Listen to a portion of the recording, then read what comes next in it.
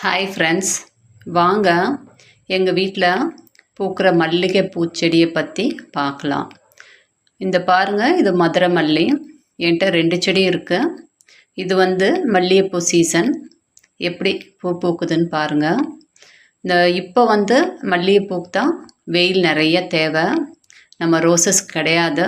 So இந்த செடியை நம்ம வெயிலில் தான் வைக்கணும். இதை கொண்டு போய் நிழலில் வைக்கக்கூடாது. எவ்வளோக்கு எவ்வளோ வெயில் இருக்கோ அவ்வளோக்கு எவ்வளோ பூ நல்லா பூக்கும்.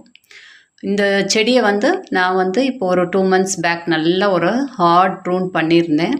அதுக்கப்புறம் நிறைய இலை விட்டு இப்போது பூ நிறைய பூக்குது. டெய்லி கொஞ்சம் கொஞ்சம் பூ எடுத்துகிட்டு தான் இருக்கேன். இப்பயும் இவ்வளோ பூ இருக்குது. இப்போ பூத்து முடித்ததுக்கப்புறம் இதை சின்ன சின்ன கட்ஸ் கொடுத்துட்டே இருக்கணும். இப்போ ஹார்ட் ப்ரூன் பண்ணக்கூடாது. பூத்து அது ஃபுல்லாக முடிஞ்சிருச்சுன்னா அதுக்கு கீழே சின்னதாக ஒரு ட்ரிம் பண்ணிங்கன்னா, இது பாருங்கள் சந்தன முல்லை. இதுவும் ஃபுல்லாக ஹார்ட் ப்ரூன் பண்ண செடி தான். இப்போ திருப்பி இது ஃபுல்லாக தழுத்து பூ பூக்குது. இதுதான் இந்த 2 மல்லிகைப்பூ செடி, ஒன்று பெருசு ஒன்று சின்னது. இப்போ தான் நாங்கள் ரீசண்டாக இந்த இடத்துல கட் பண்ணணும். அந்த பூ முடிஞ்சிருச்சு, இந்த இடத்துல கட் பண்ணணும். இப்படி தான் அந்த கட் பண்ணணும். பாருங்கள், அந்த இடத்துல ஒரு கட் கொடுத்துருக்கேன். தளிர் பாருங்கள் மேலே போய் இவ்வளோ பூ பூக்குது. ஸோ ட்ரிம்மிங் ரொம்ப இம்பார்ட்டண்ட் எல்லா செடிக்கும். இப்போ இது முடிஞ்சிருச்சு, நாளைக்கு இந்த இடத்துல ஒரு கட் பண்ணுவேன். இப்போ இது எல்லா செடி ஃபுல்லாக பூத்து முடித்ததுக்கப்புறம் இங்கே கட் பண்ணியிருக்கேன். இங்கே 2 பாருங்கள் மொட்டு இருக்குது. நம்ம என்ன பண்ணலான்னா, மொத்தமாக பூத்து முடித்ததுக்கப்புறம் ஒன்று போல் ட்ரிம் பண்ணால் ஒன்று போல் பூ பூக்கும். பார்க்குறதுக்கு நல்லா நீட்டாக இருக்கும். இப்போ அப்போக்கப்போ கட் பண்ணிக்கிட்டே இருந்தோம்னா அங்கங்கே பூ வந்துக்கிட்டே தான் இருக்கும். அது நம்ம இஷ்டம், நமக்கு எப்படி தோணுதோ அப்படி நம்ம செஞ்சுக்கிடலாம்.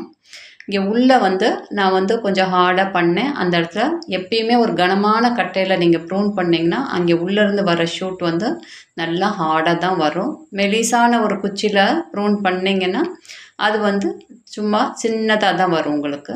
ஸோ நம்ம பார்த்துக்கிறணும், எவ்வளோக்கு எவ்வளோ கனமாக நம்ம கட் பண்ணுறோமோ அவ்வளோக்கு எவ்வளோ அங்கேருந்து அந்த ஷூட்ஸு நல்லா வரும். பாருங்கள், இப்போ இங்கெல்லாம் கட் பண்ணியிருக்கேன். இங்கெல்லாம் ஷூட்ஸ் நிறையா வருது. பாருங்கள் எப்படி இருக்குது, இதோட கலர் பாருங்கள். செடி நிறைய செடி நான் பார்க்குறேன் அப்படியே வெளுத்து போயிருக்கு.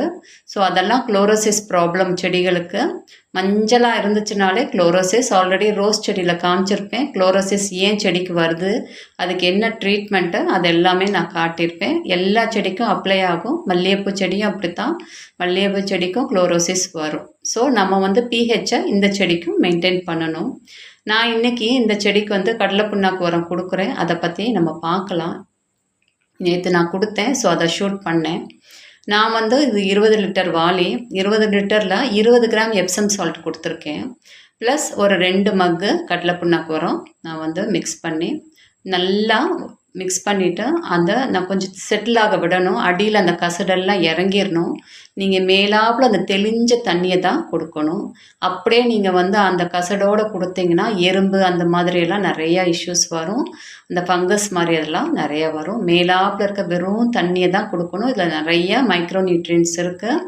இன்னொன்று, அந்த கடலை புண்ணாக்கு உரல்ல என்பிகே ரேஷியோங்கிறது 8:3:3. அதாவது 8% நைட்ரஜனும் 3% பாஸ்பரஸும் 3% உங்களுக்கு பொட்டாஷ் இருக்குது. ஸோ வெயில் காலத்தில் கடலை புண்ணாக்கு உரம் தான் கொடுக்கணும்.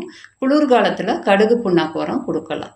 ஏன்னா இப்போ கடுகு புண்ணாக்கு உரம் கொடுக்கக்கூடாது. அது சூடு ஜாஸ்தி. நமக்கு கடலை புண்ணாக்கு உரம் தான் இப்போ கொடுக்கணும்.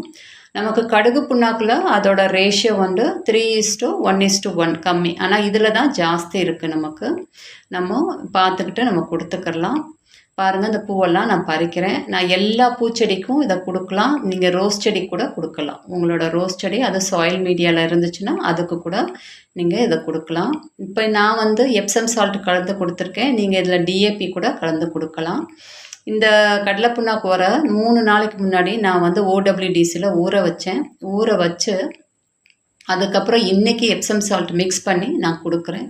சப்போஸ் உங்களுக்கு டிஏபி கொடுக்கணும்னு இருந்துச்சுன்னா இந்த மாதிரி 3 நாள் ஊற வச்சு என்றைக்கு கொடுக்குறீங்களோ அன்றைக்கி காலையிலே இதே மாதிரி தான் ஒரு செடிக்கு 1 கிராம் கணக்கு. உங்களுக்கு 20 லிட்டர் தண்ணிக்கு 20 கிராமை நீங்கள் டிஏபியை கலந்துட்டு நீங்கள் ஊற வச்சுருங்க. காலையிலே நல்லா ஊறிடும். அதுக்கப்புறம் நீங்கள் செடிகளுக்கு 15 நாளுக்கு ஒரு தடவை கொடுத்தீங்கன்னா அவ்வளோ பூ பூக்கும் உங்களுக்கு. எல்லா செடியும் பூச்செடி, எல்லா பூச்செடிக்கு இதே மெத்தட் தான். இப்படியே நீங்கள் கொடுக்கலாம்.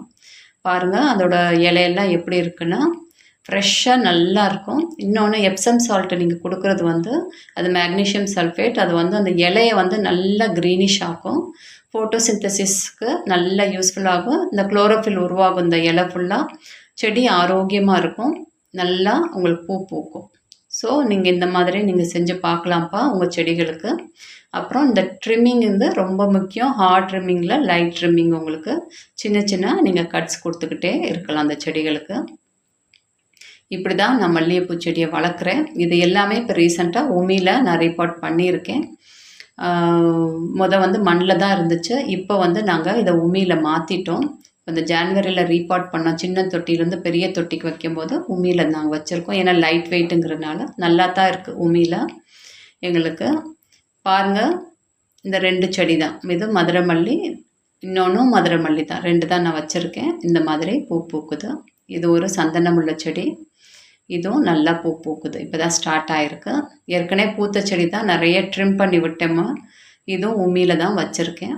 ஸோ இந்த உமியில் எப்படி வைக்கணுங்கிறதையும் அடுத்து ஒரு வீடியோவில் நான் காட்டுறேன் இந்த செடிகளெல்லாம். ஏன்னா இது லைட் வெயிட்டு, ரொம்ப ஈஸியாக இருக்கும் நமக்கு அங்கிட்ட தூக்கி வைக்கிறதுக்கு. ஃபுல்லாக மண் வச்சோம்னா நமக்கு மண் ரொம்ப வெயிட்டு, நம்மளால் தூக்க முடியாது.